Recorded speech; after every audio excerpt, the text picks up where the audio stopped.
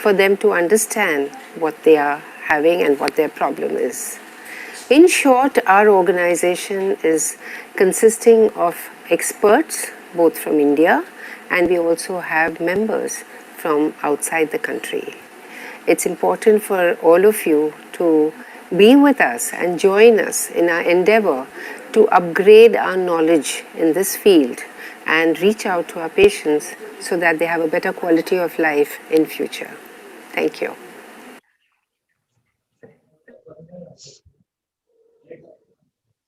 Should I start sharing my screen? Yes, doctor.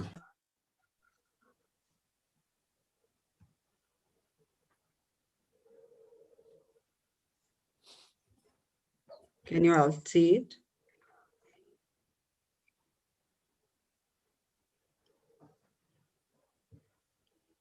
Start, Neha. Good evening, everyone.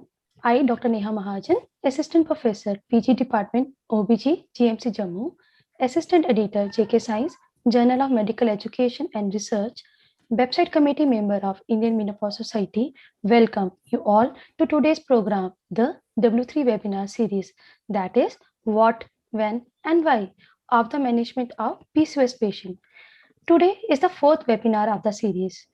The W3 webinars are case-based multidisciplinary series of webinars which are being organized by PCOS Society of India since January 2021. Now onwards, PCOS Society of India will be conducting 3 W3 webinars per month. As we all know, the prevalence of GDM in pregnant PCOS women has increased to about 20%. So today we are here to discuss, can we prevent GDM in a pregnant PCOS woman? The moderator and convener for today's webinar is our mentor, Dr. Sudha Sharma ma'am. Ma'am is former professor OBG, GMC Jammu, honorary professor, Indian Menopause Association, Secretary General of Indian Menopause Society, Managing Committee member of PCOS Society of India. Sudha ma'am has deep interest in research and journalism. She had been on board of various journals. She had been editor-in-chief of Journal of Midlife Health. She has many publications in national and international journals, and I proudly say that she is my guide. Over to you, ma'am. Thank you, Neha. Am I audible? Yes, ma'am. Good evening, everyone. On behalf of PCO Society of India, I bring you greetings from this region, Jammu, the city of temples. Over the years, PCO has emerged as one of the commonest and complex endocrine disorder in reproductive age group, now even more common than hypothyroidism. So I want to thank Dr. Durusha for bringing all of us together on this academic platform through this society for learning, interacting, and disseminating knowledge on the subject. Dr. Duru needs no introduction. She is Director Gynec World, the Center for Women's Health and Fertility, Mumbai. She is founder president, the PCO Society of India, founder trustee Women's Empowerment Foundation, trustee and past president MOX. She's past president ISAR, Foxy, IMS India, and past director of Digital Education International Menopause Society. We all know that PCOS women have insulin resistance and beta cell dysfunction, both known to precede the development of glucose intolerance and diabetes. These women tend to develop diabetes early in life, around third and fourth decade. And when they become pregnant, the risk of developing GDM is even more. Hence, it is recommended that these women should be screened early in life, early in pregnancy, followed closely to minimize the long-term complication of diabetes. So in an attempt to prevent GDM in PCOS pregnant women, let's learn some tips and tricks from the eminent and learned faculty we have today with us. Dr. Sheila V. Mane, who is Senior Consultant and DNB Professor, KC General Hospital, Bengaluru. She has served Foxy at various positions. She was Vice President Foxy, Chairperson Safe Motherhood Committee Foxy, National Coordinator PPH Workshops, ICOG Governing Council member. She has been faculty at FIGO Stimulation Workshop and correspondent editor Journal of Gynecology of India. She has bagged many prizes and awards like President's Trophy for Best Society. She has organized many conferences at national level, AICOG 2003 and 2019. Welcome, Dr. Sheila. Second expert on the subject we have Major General Narendra Kotwal, who is Professor Endocrinology. He is member of medical team to the President of India, member of expert group of ICMR task force, advisory group of Ayush Bharat in endocrinology. He has been on various prestigious positions in endocrinology and Thyroid Society of India. He has deep interest in research and journalism and has published nearly 78 papers in national and international journals and has edited many books. He has also been awarded for his distinguished services in Army with Sena Medal and Vashisht Seva Medal. Welcome, Dr. Narendra. Thank you, ma'am. Third master on the topic is Ms. Niti Desai, who is consultant nutritionist from South Mumbai. She has done masters in nutrition, postgraduate diploma in diabetes from Leeds Metropolitan University, UK. She is secretary of the Association of Diabetes Educators, co-editor of Clinical Diabetic Manual. She was the official nutritionist for Femina Miss India 2008, has been advisor to various celebrities and Olympic champions like Mary Kom, ace shooter Gagan Narang, and others in preparation. So these are the few of achievements of three of them. They have many more feathers in their crown. So to present the today's case, we have this budding gynecologist, Dr. Nikita Gandrotra, who is presently medical officer, J&K Health Services. She is ex-senior resident, OBG, GMC Jammu, ex-junior resident, GMC Srinagar, life member of so many societies, including PCO Society of India. So I invite Dr. Nikita to present her case. Thank you to our most encouraging and vibrant mentor and guide, dearest Dr. Sudha ma'am. I'll be now starting with the case presentation. Sunita is a 30-year-old female who is working in a multinational company and married since 3 years. She's a known case of PCOS since 5 years. Menstrual history, she has irregular cycles. Her current menstrual formula is 2 to 3 by 40 to 50 days. There is history of no dysmenorrhea in her. Next slide, please. Coming to the obstetric history, she's a nulli gravida. There is no significant medical and surgical history. Coming to the drug history, she's on irregular treatment with tablet metformin, myo-inositol, and oral contraceptives. Next slide. Family history. She has a history of diabetes in her mother. Coming to the personal history, she's a non-smoker, an occasional party drinker, an MBA by educational qualification. Socioeconomic status, she belongs to the upper middle class. On examination, her pulse is 84 beats per minute. Her BP is 128 by 84 millimeter of mercury. She has slight facial hair with a score of 4 according to Fermin-Galloway scoring system of hirsutism. She has slight acne on her face and on her chest. Her height is 176 centimeters. Her weight is 87 kg. Her BMI is 30 kg per meter square. The waist circumference is 88 centimeters. So she clearly belongs to the category of obese PCOS. Next slide. Coming to the systemic examination, her breast examination was normal. The chest and cardiovascular system examination was normal. No abnormality was detected in per abdomen examination. Coming to the pelvic examination, her per speculum and per vaginum examination were normal. Next slide. Her current investigations are as follows. Hemoglobin is 10.1 gram per deciliter.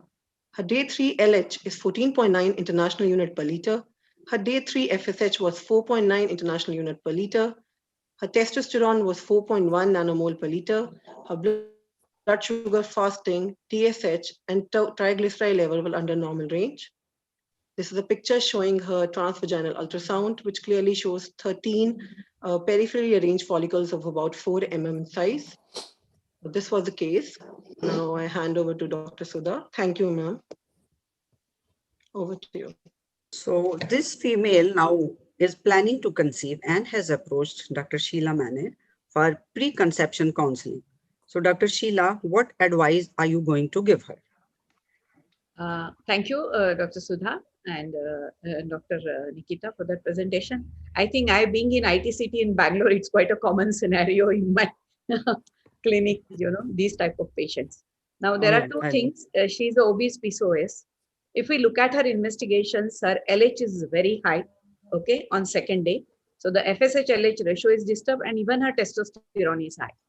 Her weight is definitely more, and as we know that BMI is 30 or more, she is going in for obese category. So now when she has come for preconception counseling and already she is taking irregularly metformin, myoinositols as well as OC pills. Now if she wants to conceive, I think before that definitely we have to see, because for her it will be difficult and then definitely she won't be happy even if directly we start induction of ovulation or something. So first we have to see that her LH levels are stabilized. Second thing is her testosterone is high. She has mild hirsutism. She has mild acne also. So we have to put her on OC pills first so that will take care of her acne and also that can take care of her hirsutism, which will help to bring down her LH levels. And meanwhile, we have to refer her to a dietitian as her weight is very high, and we will have to tell her about lifestyle modification as well as diet, because we know obesity per se can give rise to many problems. Okay. And the healthy women BMI should be between, we know it should be less than 25. She is obese. Okay. And the best hip ratio is also more. Okay. So all these things taken into consideration. First, the lifestyle modification, bringing down her hormones to normal level. And meanwhile, we will start her on folic acid. Now, as she has not taken metformin for a longer time, sometimes they can have even B complex deficiency if she has taken B12 metformin for a longer time. Meanwhile, we will have to, her sugars are normal, but I will prefer to get a OGTT done. Only sugars, fasting blood sugar may not be enough, and a HbA1c also, and a OGTT done to see whether she had impaired glucose tolerance. Because if she has IGT, again, yes, we will have to refer her to endocrinologist, but we will have to advise her medical therapy for her diet and see to it that her IGT is also controlled. Because if she conceives and if she has IGT, okay, so she will again have problems because she's more prone to develop GDM. All of us, we know that. So apart from this, the other investigation she should undergo is, as she is obese, I would also like to get her lipid profile there. Okay. Yes, okay. Ultrasound already done. And already done. So you want her to have OGTT, HbA1c, ultrasonography, and hormonal profile. You want to give her these drugs to bring down her LH levels and to control her weight, and only then she should go for conception. So what drugs should she start, continue, or anything you want her to start? See, now she's, when she's taking OC pills, okay, if we start her on OC pills now, and if we get her OGTT done and we find that there is a IGT, then she may require even metformin. Okay. Now, they are prone for hyperinsulinemia. We know that. Okay. So that will be taken care by giving metformin. And some prefer even also prefer to give inositol. Sometimes, myoinositol. Myoinositol. Because even that also helps to control the hyperinsulinemia. Hyperinsulinemia. Very right. Yeah. Okay. Okay. So you want to continue her with metformin, myoinositol, and you want to start her with OC pills after withdrawal. That's very right. So now we move on to Dr. Narendra. Dr. Narendra, since she has a family history of diabetes, so what advice would you like to give her? What investigations she should undergo? You want to do HbA1c, any target values, and its association with fetal congenital anomalies. Right. Thank you, ma'am. As I has want to been learn from you. Okay, ma'am. Thank you. As has been rightly eloquently pointed out by Dr. Sheila about her metabolic profile, that she's an obese PCO. One thing I would like to point out that in this patient, in the Asian patients, would like to target BMI less than 23. 25 is as per WHO, but in Indians would like to target it should be below 23. She's Yes. a obese PCO, and there's a family history of diabetes. Family history of diabetes, obese, PCO, and Asian. So these all are the high risk factors for developing diabetes. So my advice to her would be, as has been pointed out by Dr. Sheila also, that lifestyle modification has to be there. She has to lose weight, but we have to assess her glycemic status also by doing OGTT, looking at her fasting blood sugar level. And very importantly, whenever we do fasting, there should be 8 hours caloric deprivation should be there. So that's an important point, which we should learn. Right. So 8 hours. Yes, ma'am. And once look at the fasting plasma glucose values. If it is more than 126, she's a diabetic. Between 100 to 125, she comes in the dose. She's a preconception level. She will be a pre-diabetic. If it is more than 200, she is in a diabetic, and 140 to 199, it should be IGT. Regarding role of HbA1c, HbA1c gives us an idea of 3-month glycemic control, more so of the last 3 months, about 60% role of the last 3 months. It will give us the more idea about what has been her glycemic status. Regarding the target values, normal values are generally less than 5.7. If it is between 5.7 to 6.4, it's a pre-diabetes, and more than 6.5 is a diabetic range. But point which I would like to make here, that HbA1c, the labs doing the HbA1c should be NGSP certified and as per the standardization of DCCT. Most of the times it is not done. So we have to rely on OGTT, which is more robust parameters of assessing the glycemic control. But HbA1c does give us some idea. If it is high, that means glycemic status has been poor, and it has been correlated with the various congenital malformation. If it is very high, like in type 1, more than 11%, 45% incidence of congenital anomalies. But generally between 7 to 8.5%, around 5%, more than that is 22% of the congenital anomalies is there. So point is there, if this lady is going for the conception, she has to be euglycemic. Yeah, so very right you are, Dr. Narendra. So according to you, OGTT is more important. But when we see this areas, it says that less than 7 HbA1c, there is no risk greater than non-diabetic mothers. Between 7 to 8.55% risk. And if it goes above 10%, nearly 22% risk of congenital malformations. So periconceptionally, patients should be counseled regarding the risk of anomalies on the basis of glycemic control. Because in cases of high HbA1c, the decision regarding continuation of pregnancy should be at patient's discretion. But I am not happy with this line. It should not be left with patient's discretion.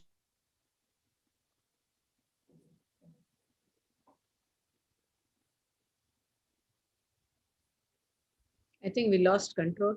Yeah, Sudha, there's no audio. Omnicure team? Yeah. Now she is on metformin, Dr. Narendra. You want her to continue, or should she stop? If she continues, any dose modifications or any effect on conception? Right.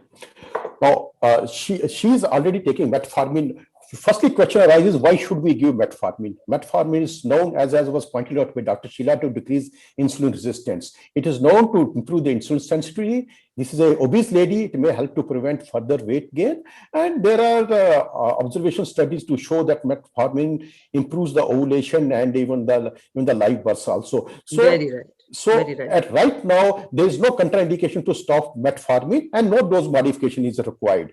We are worried even if conception occurs, does metformin have any teratogenic effect? Now we should know that how does metformin act? Metformin via cationic ionic transports goes inside the mitochondria, and since the early embryo doesn't have much of the mitochondria and less of the cationic ionic transports, so there is no teratogenic effect on the embryo. So I find no reason to discontinue metformin, which should be continued in the right now.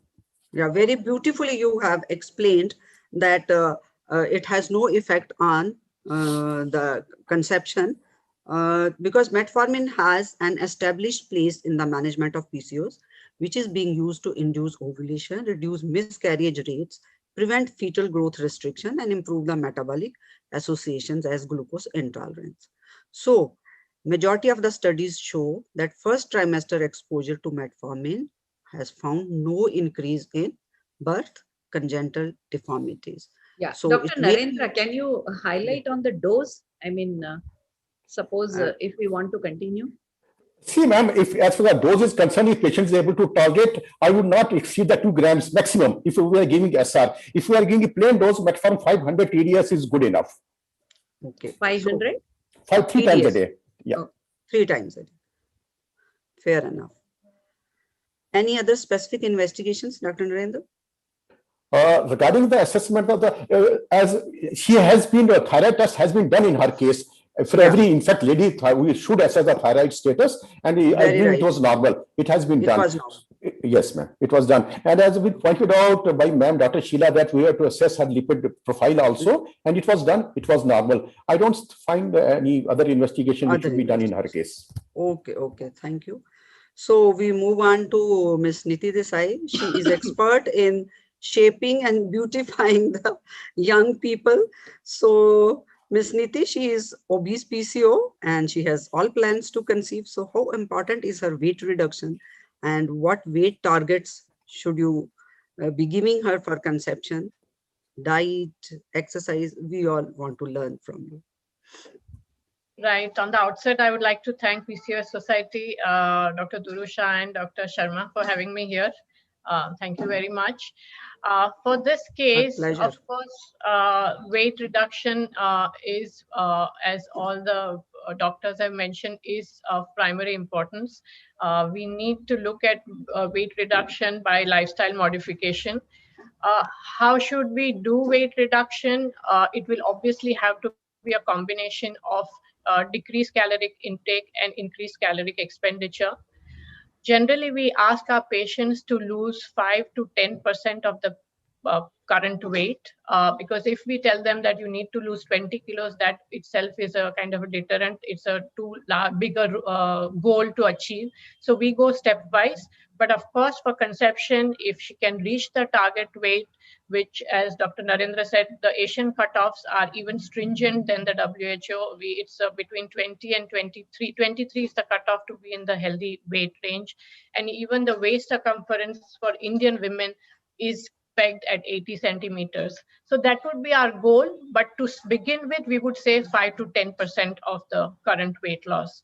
Diet modification, of course, we would look at the total caloric intake,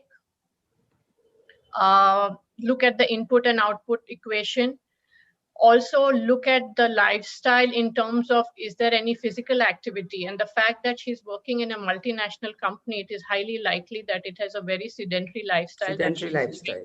Yes. So very right. We need to look at that and suggest her options, exercise options, which are very practical, doable, and sustainable. So it could begin with asking her to just start walking, clocking in 10,000 steps. If she's more kind of compliant, then of course we could ask her to go for a walk outside and step it up to jogging. But the baseline is that the heart rate has to be up for the exercise. It has to be an aerobic exercise for weight loss to happen. Need to encourage physical activity in any form that the patient enjoys, and tell her that sitting is actually the new smoking. So even in the office, if they can take a 5-minute break after every 20 minutes, wherever possible, take the steps, go to the colleague's counter and speak to them instead of doing the intra mails from one desk to the other. So very simple steps to step up the activity.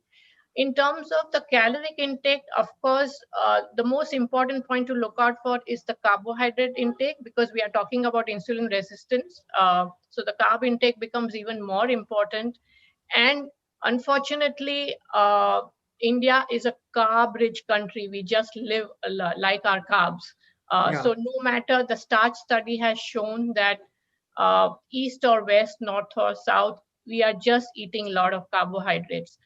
This needs to be kind of brought forward, pointed out, and also concomitant to this is the fact that we are not eating enough protein. We are in fact not even meeting our protein requirements of 0.8 grams to 1 gram per kg body weight.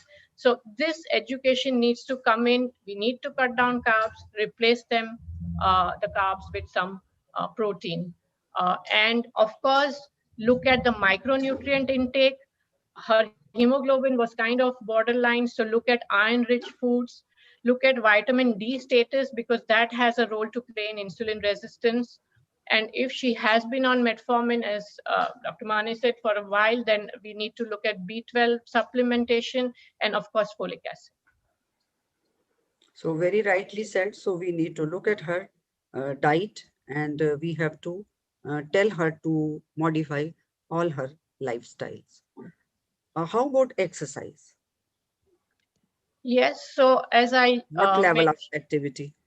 yes, so we generally advise moderate level of physical activity, which, and if somebody has not been exercising, even little is better than nothing. So as I said, just encouraging them to start walking in the office, taking the steps, maybe not taking the vehicle all the way, the mode of travel, and then of course going out for a walk, 30-minute walk every day, which can be stepped up to 45 minutes. And because we are looking at weight loss, maybe an hour of physical activity every day would lead us to good weight loss results. Okay, so 30 minutes walk, at least minimum. I think we all should do it. Not that only because she's an obese PCO. So that's a must. 30 minutes to 30 to 45 minutes, and then she can go on increasing. So now she has religiously followed. May I interject, ma'am? Yeah, sure. As Madam Anita has already pointed out, no, there's a lot of research and a lot of knowledge is there that the muscle movement is very important aspect. Muscle is being considered now sort of an endocrine organ, because so many myokines and growth factors are produced, which not only act on the brain but also act on the pancreas. So there's a crosstalk between muscles, brain, and pancreas, which improves the insulin sensitivity and well-being of the individual. So point which I'm trying to make is we must move around. That's very nice. So now she has followed the advice of all three of you, and she has managed to lose the weight and achieve BMI of nearly 25. According to Narendra, it is little more, but now she has conceived spontaneously. And Dr. Sheila, very happily, she's coming to you for antenatal advice. She's in first trimester, overdue by 10 days. Her UPT is positive with beta HCG levels 6650 milli international units per ml. What advice would you give her? Should she continue metformin, myo-inositol? The first thing is she is conceived and she has come, and her beta HCG level says that her pregnancy is somewhere between 5 weeks, you can say 5 to 6 weeks, and that corresponds to her dates. If we take overdue, that means that is okay. Okay, maybe we'll have to do a dating scan later, and she will have to continue metformin and myo-inositol if she's taking. In fact, she has conceived spontaneously. Okay, that means these two drugs have really helped her, as we earlier also said that sometimes they can have spontaneous ovulation also because the metabolism is corrected. And so both these two drugs, they help in the ovulation also, and they might have helped her. Yes, they might have helped. So dose modifications, I don't think we have to change anymore, because already she is in first trimester and whatever she is taking, but we'll have to be careful, because as she's taking metformin along with her nausea and morning sickness, she may have some difficulties when she is taking metformin. And folic acid, yes, it is must if she was not already. Any risk with metformin, as we already said, that there is no teratogenic effect except that the tolerability now. The compliance will be a problem because of her first trimester symptoms, if she has morning sickness and all that. So there is a Cochrane review where we know that all these drugs and myo-inositol helps to reduce the GDM almost from 28 to 8 to 18, and it improves the glucose metabolism and decreases even adverse fetal and neonatal outcome, definitely, because it prevents GDM. And metformin also prevents complications by maintaining healthy glucose levels and decreasing the insulin resistance in pregnancy. Okay. So, So very safe. right. I think even Dr. Narendra also Yeah. mentioned that it is safe. So she does not need any dose modifications, and she can continue with metformin and myoinositol. We know that both these drugs have helped her earlier also and will help in Yeah. And later one pregnancy. more drug, in fact, I would like to add is now, as she is a case of PCO, and she is prone for luteal phase deficiency. Okay. I think we will come later on. So what supplements should she take? That's what she is going to take. Folic That's acid. what you are going to tell her. Yeah, and I think progesterone. She will need progesterone because we know that luteal phase deficiency, LPD is more common with these patients, and I mean either a micronized or even a dydrogesterone. Okay, whichever is because she is in early pregnancy. Sometimes oral is not tolerable. In that case, vaginal, or if she's in dydrogesterone, she can take oral. Yes, as we already discussed, even though we have investigated her earlier, we will have to again do her fasting blood sugar and HbA1c. And HbA1c. If Very right. she has come, to us. Okay, so you want her to continue with the myoinositol, with metformin. You want to add folic acid and micronized progesterone also. Since these patients are at risk for early pregnancy loss, and we know that EPL occurs in nearly 30 to 50% of PCOS women when we compare them with the normal 10 to 15%. So looking at early pregnancy loss, you want to give her any precautions, or what is the role of aspirin, progesterone, or heparin in this case, as far as EPL is concerned? See, now the heparin, I don't think there is any role unless and until she has any other comorbidity. Very right. Now, aspirin, immediately, I don't think, as she has managed her BMI, okay, will not have a much role. Maybe when we do a ultrasound at 12 weeks, and if we find from the markers that if there is a risk of her developing PIH later, then we can start her on aspirin. But I don't think right now we have to jump and start aspirin for her. If her blood pressure is normal and she has reduced her weight, I think diet, we are going to concentrate more on that, because if she has reduced weight, again, she will have to maintain her weight. Most of the time. So that's very important. Maintaining her weight is very important. So we need not start aspirin right now. We might wait and we might look at her ultrasound later. And if she is prone to all those things, PET, and then we can start it. So this is all which you have told us. So Dr. Narendra, when I looked at this chart, there are so many societies who have come with criteria for screening. It was so confusing. ACOG, ADA, then FIGO, then IADPSC. Can you tell us how to screen her and what criteria to choose? Yeah, ma'am, the slide which you have shown us, the fact that it's a busy slide and there are so many societies telling about their own parameters, that means there is no consensus how to do the screening for GDM. You want me to put that slide? You can show to the, audiences. That means that there is no consensus that which test should be done. Earlier parameters like ACOG, Carpenter-Couston, O'Sullivan, these parameters, how they were derived, we should know. These parameters were derived based on the risk of mother developing IGT or diabetes mellitus later on, and from those values were derived. Then the recent IADA PSG criteria came into being based upon the study which was done to see what are the perinatal outcomes. And it was found that there's a continuous and linear relationship between the glucose values and perinatal outcomes. Based on those categories, one-step criteria was derived, that various values which I will discuss. Then came the WHO, prior to that WHO criteria. Then there's a DIPSI criteria, so multiple criteria. Question is, what is the consensus? If we go by the ADA criteria, one can do either one step, that is IAD-PSG criteria, or one can do even the two-step method, that initially we do the glucose challenge test with the 50-gram glucose, and based on that, if values are of various cutoffs, then do the 3-hour glucose values. Or we can do the IAD-PSG criteria. So what are the plus points and negative points? Plus points of IAD-PSG criteria is that it will detect the glycemia in a mother at a at a lower value, but it is going to medicalize the pregnancy. In fact, we are going to have more GDM cases as compared to the two-step method. In two-step method, what happens that 20% of the patients may have to go for 3-hour the OGTT test. But since it can be done anytime, patient need not be fasting, so acceptability may be more. But if we look at the government directives of the family welfare, they say that we should do WHO criteria in non-fasting state, do to our with the 75 gram glucose, and if it is more than 140, we diagnose patient to having GDM. So in fact, I asked the various obstetrician and endocrinologists which criteria you are following. In fact, everybody is following their own criteria. It may be institutional practice or various guidelines. Some are following IDPCG criteria, some are following a two-step criteria.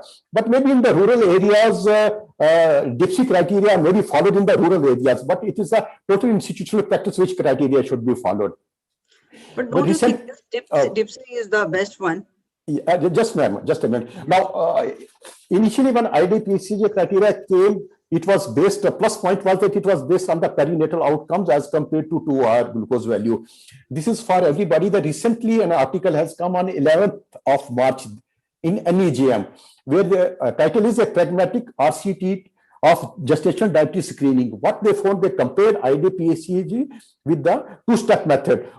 In IDPCG, GDM was around 16.5%. In the two-step method, method, it was around 8%. So double the cases in IDPCG, but perinatal outcomes in both the cases were same. So we have to now take a call whether to follow which criteria.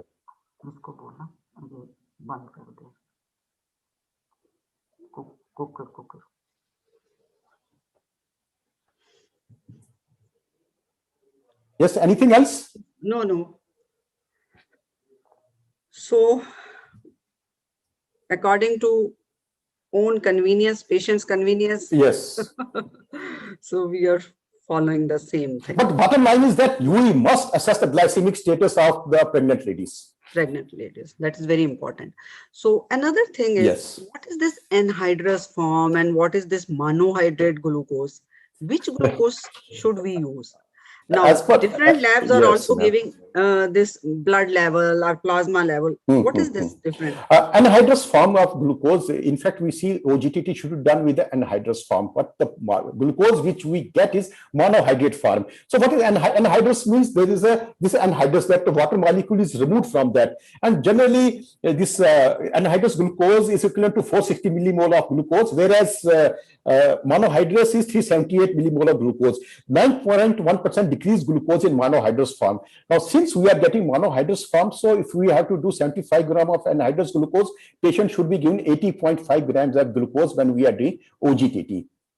Okay. Regarding blood or plasma, all values are in the plasma glucose value. Whole venous blood values are generally 10 to 15% lower than the plasma values. Why? Because there are plasma proteins. So because of that, there is a decrease in the plasma glucose value. So plasma glucose values are more specific. Lab variations, yes, there is a lot of lab variations, which all depends when sampling has been done, whether it was done immediately or not, on those parameters. Regarding venous and capillary, venous is more specific rather than the capillary. Why? In the capillary, if you are doing by the glucometers more than 100, there is 15% variation, and less than 100, there is almost again 15 milligram of variation in the capillary glucose values. So venous plasma values are more specific. Okay, so you said that this anhydrous and dextrose monohydrate, they are both purified and crystallite glucose compounds. Primary difference is that anhydrous form does not contain water, and the monohydrate, it contains. Yes, but what we get in the market is monohydrous form, so we have to give 82.5 grams of glucose. Okay. And plasma is more specific. Yes. And venous blood is more specific. Thank you. So Dr. Niti, she has cut down on her weight, and now she's in first trimester. So we need to know what calories, what diet, what level of activity, and what kind of exercise she should take in first trimester. Right. May I have the next slide, please? Oh, sure.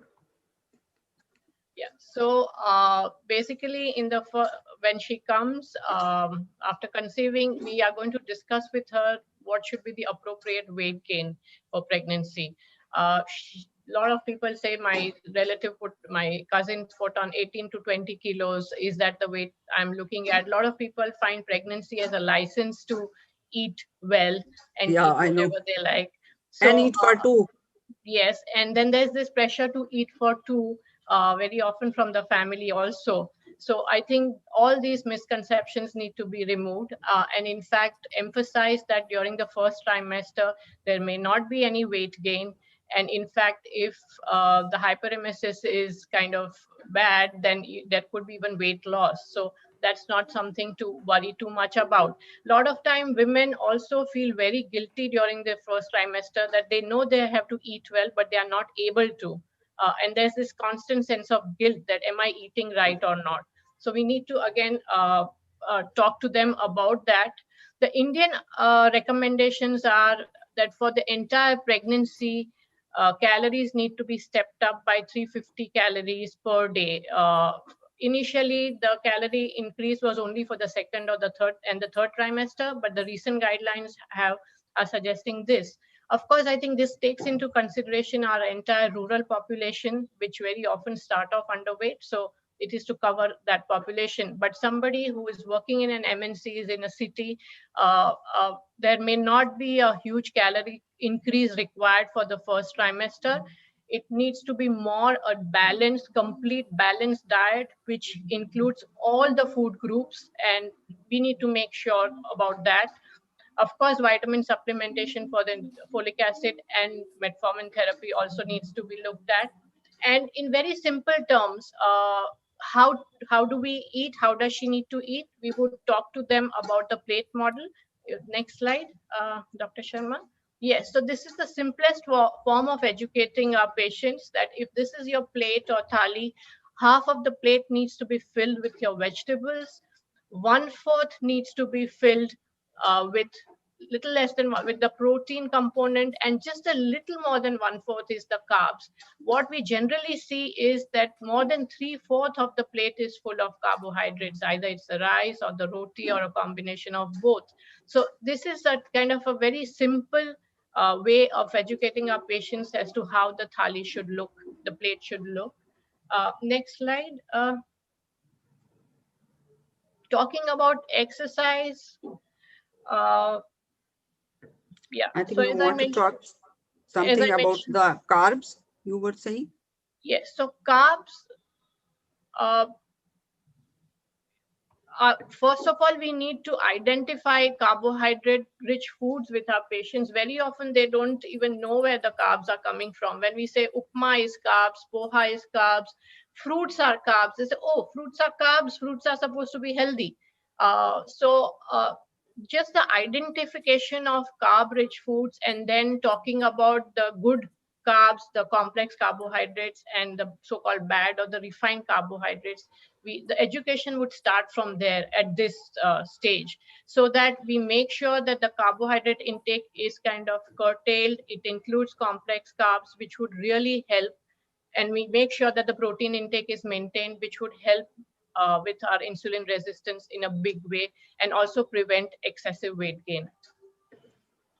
So very right, you are. Many patients, they lose weight in first trimester because of hyperemesis. And we have seen, Dr. Sheila Manning would agree with me, we have seen patients losing even 8 to 10 kg in first trimester, patients who are obese. And then we need to tell them about the carbohydrates, protein, and vegetable and this diet. How about exercise, when and how much? Yes, so as I mentioned, the general recommendations are 150 minutes of moderate intensity aerobic activity through the week, which could be divided into 30-minute walks or a workout. Or in fact, as the pregnancy progresses, we in fact suggest that you take a 10-minute walk after every meal, because that is going to help us avoid the post-meal glycemic excursions.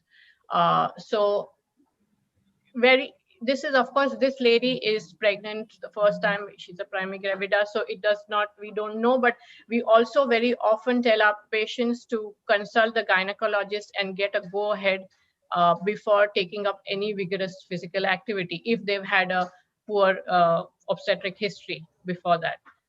Because very often they come to us, they ask us what should be the exercise. Most of the cases, exercise is not at all contraindicated. And as we said, we can start off with a walk of 30 minutes. And then there are certain exercises. Of course, the biggest benefit of exercise in this case is that it would perhaps help decrease the risk of GDM. She may be able to avoid GDM or be able to manage GDM just with lifestyle modification, with the diet modification and exercise. So that's one of the biggest pluses, besides, of course, the other advantages of exercise as mentioned here. Okay. So, Madam Niti, you are very right. Post-meal walk is a must for her to decrease the glycemic this thing. And then there are a lot of other benefits. 30 minutes walk on most of the days in a week, or 10 minutes walk every day. Then with this walk, she is going to have a lot of benefits, like it reduces back pain, eases constipation, even preeclampsia and chances of cesarean section also are going down. Then it might promote the healthy weight gain and general fitness. Which exercise is safe in pregnancy?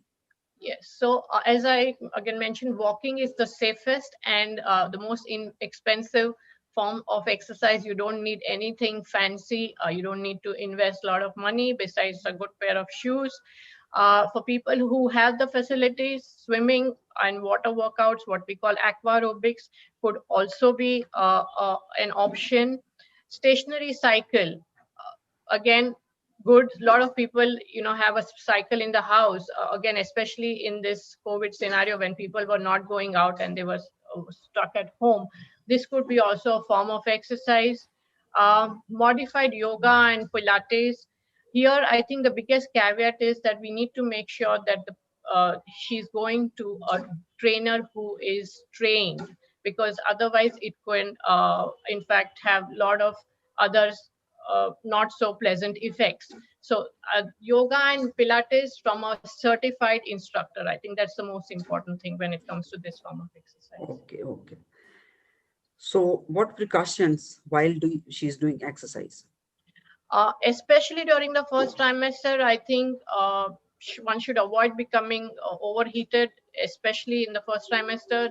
Make sure that she drinks plenty of water, carries a water bottle, wears loose-fitting clothes, and exercises in a temperature-controlled environment, or in that part of the day, early morning or late evening, when the temperatures are not very high, if she's pregnant in these months of April and May in India. Taking enough fluids, very important. Enough fluids to avoid the dehydration. Yes. Now she's followed and very successfully entered second trimester. Again, Dr. Sheila, she's come to you. So how frequent her antenatal visits are going to be, apart from the routine which we ask the patients, and other investigations apart from all these which we tell our patients in a routine antenatal setup? So we have ruled out that her sugars are normal. I mean, assuming that her sugars are normal now, and she's taking her medications. Yes, at between 11 to 13, we will have to do, or in early second trimester, NT scan double markers.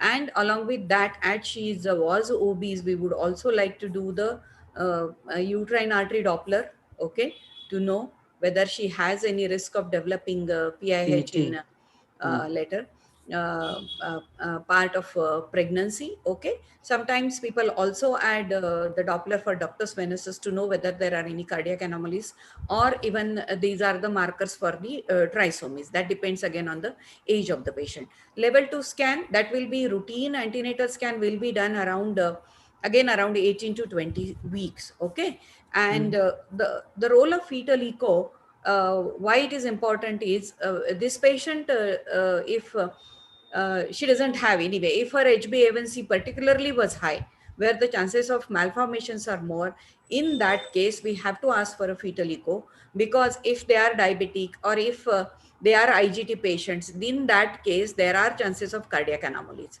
Now, most But, commonest is neural tube defects, which we will rule out by the first trimester scan. And fetal echo is recommended in these patients around 22 to 24 weeks. 24 weeks, but Yeah. only if her levels are, Yeah. but if she's If well yeah. controlled, I don't think there is any I need know, for no, I doing don't think I don't routinely we think. don't have to really scare them and tell them to get a Yeah, fetal echo good. done. So any specific precautions or warning signs as far as pregnancy complications are concerned? Yeah, I mean, as she is more prone to develop PIH, definitely weight gain, diet, we have already told her. Okay. And she will have to come more frequently, regularly. Usually, other patients, we may have to ask her to come every a monthly visit till 28 weeks. But this patient, I would like to ask her more. I mean, she can come once in 2 or 3 weeks. And what is important is the checking her blood pressure. Now, clinically, we have to watch for the drop in the diastolic pressure in the second trimester. If we find that there was a no drop in diastolic blood pressure, that also can tell us that she has a tendency of developing PIH in a later pregnancy, and we can start her on aspirin. And if we find there are any signs, uterine artery notching or anything, we can start her on aspirin. Yes, regular blood sugar and sugar monitoring. Now, even though we have done that sugar monitoring, again, we will have to repeat it in second trimester also. Yes, edema and all these signs, as we know, and growth monitoring. Now, if her sugars are normal, earlier they used to say that if she has diabetes or a type 2 diabetes, and if her sugars are not controlled, then there are chances of macrosomia. So how early we can, that we will have to look at the biometry of the fetus. The earliest what we can check is the abdominal circumference. If we find that it is slightly more, then that means early prediction for macrosomia, we can just think of if her sugars are not controlled. Okay. So now, Dr. Narendra, how often blood glucose to be monitored? What is this continuous blood monitoring and what is this self-monitoring of blood glucose? We need to learn. Yes, ma'am. Regarding this patient, as in this patient, I believe her glycemic status is normal, so we need not have monitor her blood sugar too frequently. But individuals who have GDM, who are on the medicines, we have to see whether somebody is on lifestyle management or who are the medicines. On lifestyle management, our glucose monitoring can be once in a while fasting or post meals. But somebody on insulin or a medicine, we have to keep on monitoring blood sugar more often, maybe pre and post all meals has to be done, or whenever patient has the symptoms of any hyperglycemia, it has to be done. As far as CGM is concerned, we should know that CGM is not a substitute for SMBG. It is an adjunct to SMBG. By doing CGM, we assess the glycemic patterns, whether patient is going, swings of the trends, whether patient is going to hypo or hyper. It may help individual to prevent hypoglycemias, and especially in type 1 individual, it has been found by resorting to CGM, it has prevented macrosomia and neonatal hypoglycemia, but at the same time, it does not replace SMBG.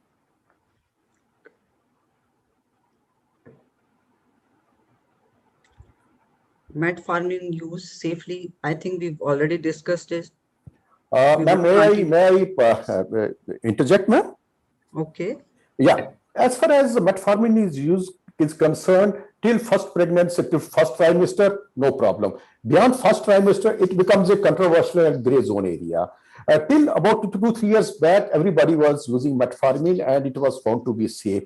But now a lot of randomized controlled trials have come and they have found that metformin has not been shown to, by most randomized controlled trials, to improve pregnancy outcomes, be it miscarriage, premature birth, excessive gestational weight gain, GDM, LGA, or preeclampsia. And in fact, most of the societies now, like American Society of Reproductive Medicine, beyond first trimester, they don't advise use of metformin. Recently, MITI trial has also come where they found that perinatal outcomes were in fact better with the metformin, except for that small gestational age SGA was twice as compared to the another arms. Perinatal outcomes have been found to be better with the metformin, but area of concern is that most of the studies after 8 to 9 years, patients who had received metformin in the offsprings, it has been found that they have a higher BMI, more waist hip ratio in those children. So that is the area of concern, whether long term these children are going to develop metabolic syndrome and PCOS later on. So that area requires to be addressed. So, Dr. Sheila Mane here, I would like to know what is your take on this? Should we stop metformin after first trimester, or what are we doing in our daily practice in these PCO women? No, We I are not think, stopping after first usually trimester. we stop the metformin after 12 weeks. Okay. And sometimes we do continue myoinositol because that also helps. So long term, there is no need to give. What is important is the diet, exercise, and the calories what they are consuming. Okay. Okay. And that is the thing which we have to tell them. I don't think we have to continue metformin till delivery. So after 12 weeks, we are stopping the metformin, myoinositol they can continue, and then lifestyle modification, of course, they have to do it. So Dr. Neha, I need to know what is the role of vitamin D in prevention of GDM in PCO female patients. Let us hear something from Yes, you. ma'am. Vitamin D has a definitive role in the prevention of GDM in PCOS women.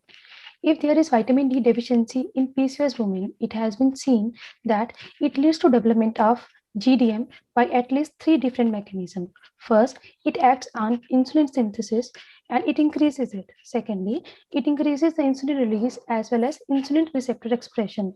It alters the calcium metabolism, that is, it alters the calcium intracellularly and extracellularly, thereby further increasing the development of peripheral insulin resistance. Thirdly, its deficiency leads to increased expression of renin-angiotensin 2 expression, which further leads to development of insulin resistance. This insulin resistance will lead to development of hyperglycemia, which ultimately lead to development of dysglycemia and finally the development of GDM. So we should always evaluate PCOS women for the development for vitamin D deficiency, and if they are found deficit in vitamin D or there are insufficient level of vitamin D, we should always give them supplements in the form of oral or injectables. Vitamin. So very right. Look for vitamin D deficiency because it has definitely some role to play in the development of GDM. And if they are found deficient, insufficient, give them vitamin D. Ma'am, practical point would be that as Dr. Manotra pointed out, that we should do the testing. In fact, Yes. cost of testing is much more than the cost of the treatment. Like one sachet every week or every month can be given. So that for our patients who are poor patients, I don't think we should go on for testing. Just give them the vitamin D. And so how about hypervitamin doses? I'm coming to that. Have you seen any case where you give left Yes, and right? I was coming to that. Injectable vitamin D should not be given. Give oral vitamin D 60,000 units per month. That is good enough. It will not cause hypervitaminosis. It will take care of subtle vitamin D deficiency. Okay, thank you. So, Madam Neeti, what should be her diet in second trimester apart from first trimester? Calories, weight gain. You want any meal breakups or any bifurcations? Right. So since she has crossed the first trimester, we would first need to know whether what kind of weight gain she had. Did she have any weight in the first trimester, and discuss with her the weight gain targets. Are we looking at now a 12 to 18 kilo weight gain, or we're looking at the range of 8 to 12 kilos of weight gain during the pregnancy? So that needs to be kind of clarified. We need to review the protein intake again, and the Indian recommended dietary allowance for pregnant women states that the protein intake needs to go up by 9.5 grams per day in the second trimester, and which again goes well with the whole PCOS and GDM scenario, where, as we mentioned, we need to reduce the carbs and step up the protein intake. Discuss the refined and the complex carbohydrates. Very often this needs a lot of repetition. Every time they come in, the education needs to be kind of given again, because as we all know, food habits are so deep-seated that to change them is not always easy. But the big plus here is that I find that pregnant women are the best patient population, the most compliant patient population. They are ready to follow anything, everything that you say. They are ready to prick themselves six times a day. Yes. So here we get very good results and a lot of job satisfaction in that sense. Very often patients who are slightly aware will go on Google and print out tables of glycemic index of foods and come and say that, can I have this food? Can I have that food? Glycemic index is very good, or glycemic load. The concept is excellent for professionals to use, but for patients, it can be quite confusing because ice cream has a low glycemic index. Okay. All the desserts, because there's a lot of fat, have low glycemic index, but they are not right for patients. So we very often get into these kind of discussions and arguments. So GI is good for us, but maybe not for patients to follow those tables. Second trimester, we will also have to start looking at the calcium and the iron intake. We will, of course, augment it through food, but very often the supplements are given. Very often, the other mistake that we do see people making is that they pop in all the tablets together. So calcium and iron supplements are very often taken together at the same time. So which kind of is not the ideal way of doing it, because you're not getting the absorption. So again, that education needs to be kind of brought in.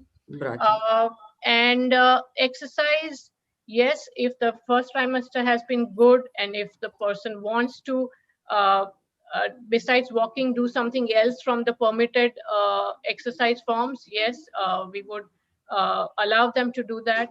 But again, in view of potential GDM, we would definitely encourage them to walk after the meals. Okay, so that's very important.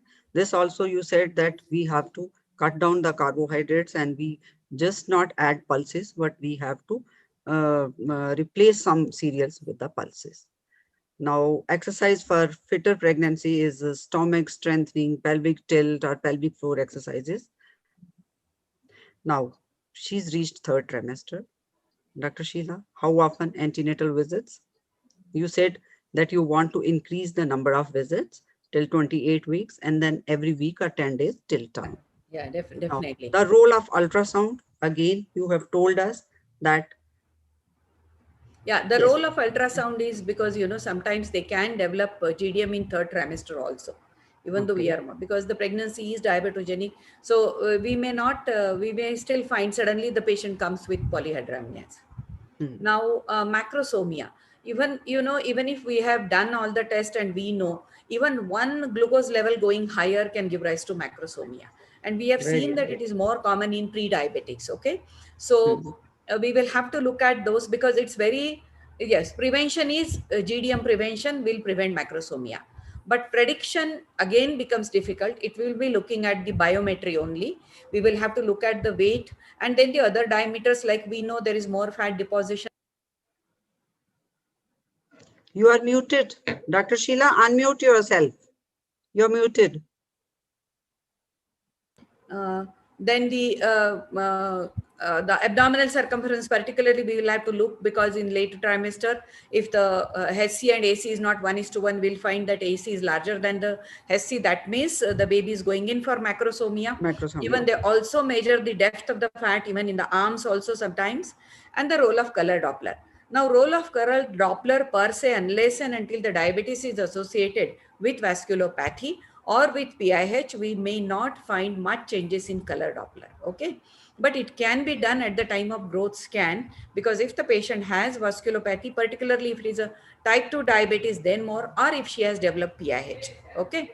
And yes, the strict control of sugars has to be more important. And we will have to again do her, if we find polyhydramnias, I think we can just look at her sugars, fasting as well as postprandial again. And if we have to tell her, or sometimes we may have to add metformin, or we may have to advise her insulin, depending on her sugar levels, if she has developed GDM. So sugar control at every point of time is a must. Dr. Narendra. Yes, ma'am. As you rightly pointed out, that sugar has to be monitored and it has to be controlled. Ma'am has pointed out that about the macrosomia, that sugar control is required. Point which I'm making is that macrosomia, whether fasting contributes more towards macrosomia or PP contributes more towards macrosomia. It has been said the postprandial glucose values pushes more towards the macrosomia. So we have to prevent postprandial hyperglycemia, and as such, in the GDM, what happens that all these dietogenic hormones, they push the glucose towards the postprandial hyperglycemia. So it has to be controlled. So patient, if it's on lifestyle modification and diet control, we have to see which patient, in which meal there is a maximum carbohydrate load.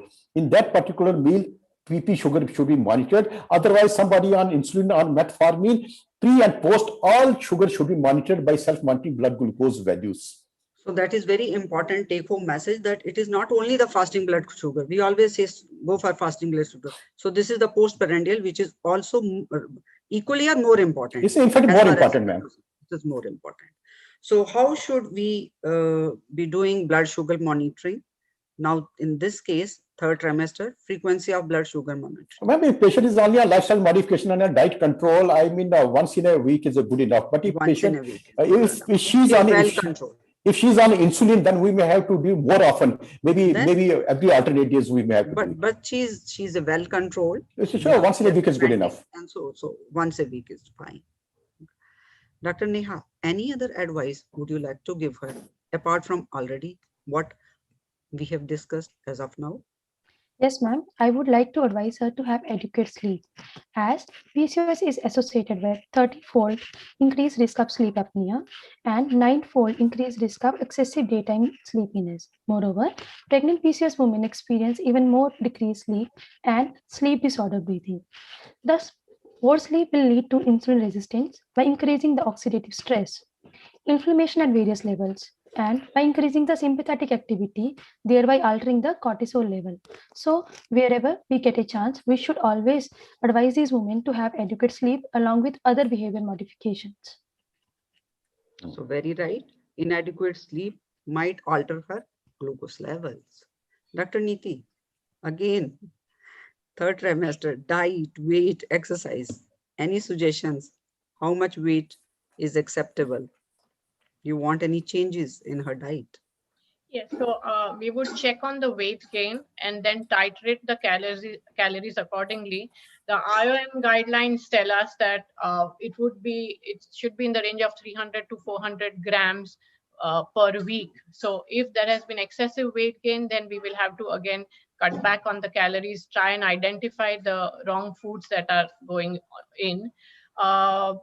The complex carbohydrates basically means getting onto our traditional grains such as jawar or bajra or jaw, barley, nachni, or even all the traditional millets which have been part of an Indian diet. So replacing wheat and polished rice items is kind of extremely important. The other common feature that we see is that a lot of time patients have fruit along with the meal. I mean, that's a very Indian way of eating, fruit meal and then followed by fruit. Now, this is going to lead to post-meal hyperglycemia. In fact, it's one of the most common reasons for the PP sugars being high. So again, that needs to be told to the patients. Third trimester, there are issues of heartburn and constipation very often, which will have to be addressed with the dietary changes. Indian RDA suggests that for the third trimester, the protein intake needs to be stepped up by nearly 22 grams per day, additional. Additional. So that is the importance of protein intake in the diet. Very often, again, we need to identify what are the protein-rich foods for vegetarian. It's only dairy and dairy milk and dairy products and all the pulses and dals, besides, of course, soy, which is not always very much acceptable.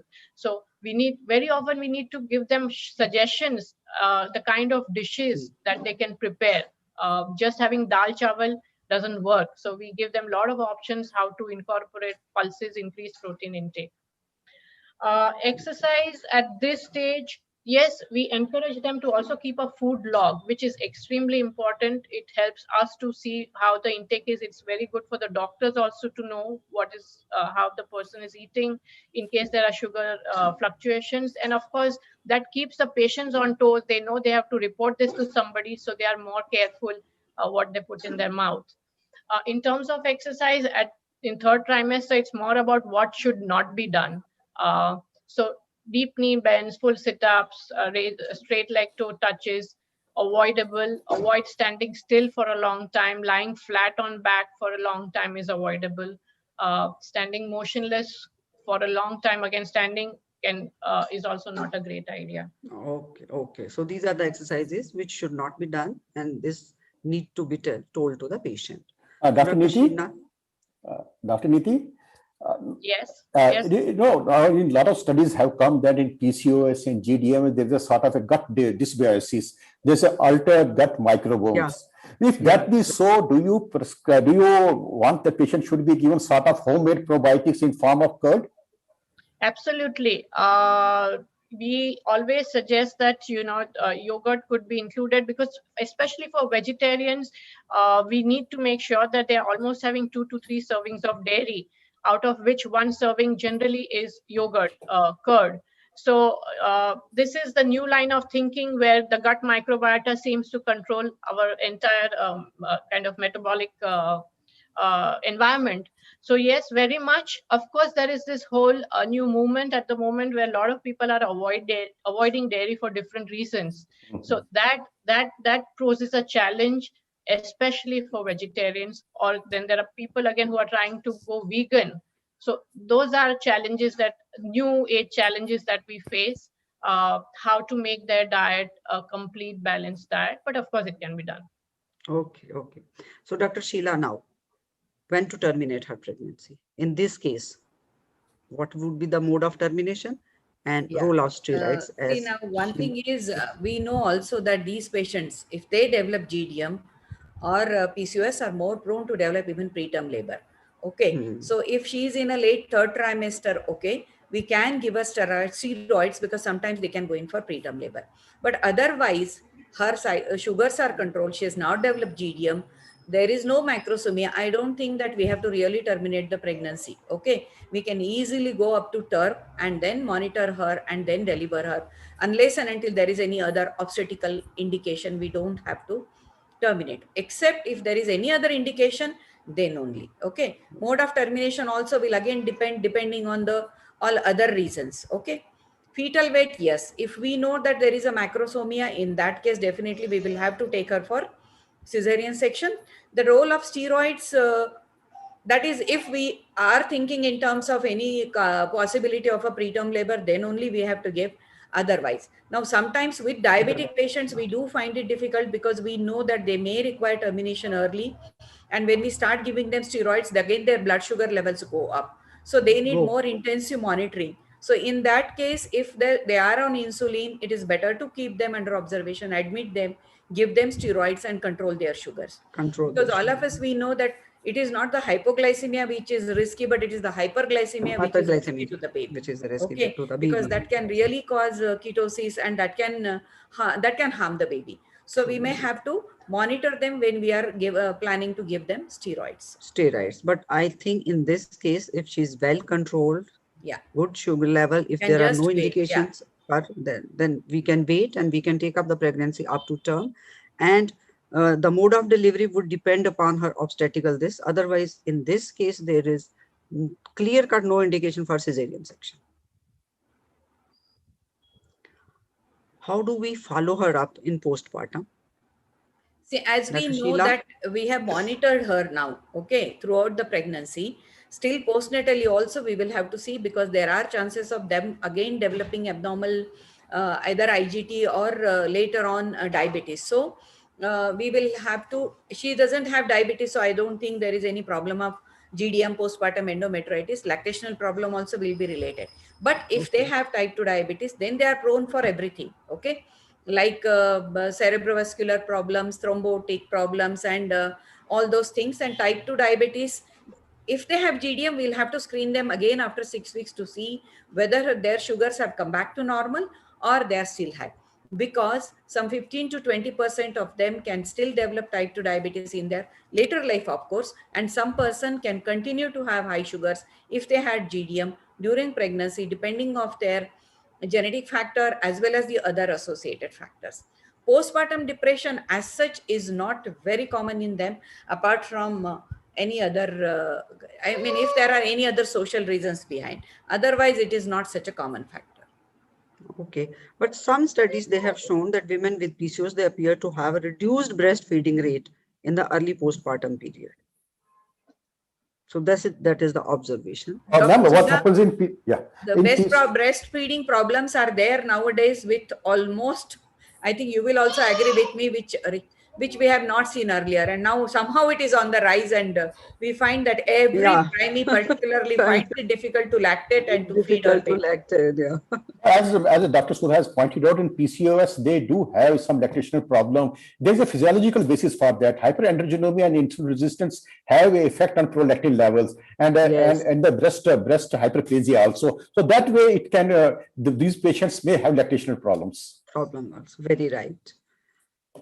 So Dr. Narendra, now in future, how can we prevent diabetes in this patient, because she is prone to have diabetes? Yes, ma'am. She has a family history of diabetes. She was prenatally, she was obese also. She is at risk of developing diabetes in future. As Dr. Sheila has rightly pointed out, at 6 weeks, we ought to do the OGTT. In this case, and for every patient who had a GDM, we must do OGTT at 6 weeks. If the blood sugars are normal, then every year this patient should be screened for any dysglycemia, and lifestyle modification should carry on simultaneously. In lifestyle modification, how to prevent the diabetes? Diet is the most important part, and diet, I would like to highlight that emotional eating should not be there. Eat less, but eat healthy diet. And exercise. We are bipedal human beings. Exercise should always there. Walking should always be there, and psychological well-being should be there to prevent the diabetes. In fact, in one of my slides, I have made one PowerPoint presentation how to prevent diabetes in general. Eat less, eat healthy diet, walk more, smile maximally, and live in the present moment. Oh, that's the best thing you've told us, because lifestyle modification has to be there in all, but especially in these patients. I mean, they can't do without it. It has to be diet, it has to be exercise, it has to be good control, and then periodic follow-up with your endocrinologist and dietitian. So few of the take-home messages: PCOS women with higher pre-pregnancy BMI and significant gestational weight gain can present with GDM. We know timely intervention can prevent the development of GDM in PCOS women. We all have seen. Intervention should start right in preconception period and should be continued postpartum. We cannot leave them, oh, she has delivered, go home, don't come back. Once pregnant, she should undergo regular antenatal follow-up, vigilant monitoring of blood sugar and glycemic control as told by all, better control of gestational weight gain in order to optimize the obstetric and neonatal fetal outcome. And multidisciplinary approach is very important, which would comprise Dr. Sheila, Dr. Narendra, Madam Niti Desai. So that should be followed. So thank you all for a wonderful interactive session. And we have early puberty in the next coming week on 17th March, wherein Dr. Padma is going to be the moderator and convener of this session. She's an IVF specialist, and we have a board of experts for this. And so from here, I want to thank all of you, especially the PCO Society of India, for bringing this case-based discussion. And we have learned so much from our experts, Dr. Sheila, Dr. Narendra, Madam Niti Desai, and this little budding gynecologist, Dr. Neha and Dr. Nikita. So thank you so much. And thank you, USB, especially for bringing this activity and for supporting this activity. Thank you all. Thank you, Thank you, Dr. ma'am. Sudha, for If we inviting have us. any Thank you, ma'am. questions, Yeah, thank you. Have a good evening. Good evening to everybody. Bye. thank you. Thank I you. don't Bye-bye. think we have any questions. Any questions? I can't see in the chat box. Some questions I have answered Okay. while I was here, tried to answer some. There was a question that whether non-obese PCOS also need to be investigated. Definitely. Yeah, They have definitely. insulin resistance, even if they are non-obese, right? Yeah. Okay. So, yeah, this is the one question. PCOS will remain metabolism, non-obese PCOS also need to Somebody be asked measured. whether I think that's all. yeah. There are questions, yeah, in the chat box. Okay, okay. I think thank you all. Thank you. Bye. Thank you so much. Good night. Bye. Thank you, everybody. Thank you. Good evening. Good evening. Thank you, ma'am. Good evening. Thank you.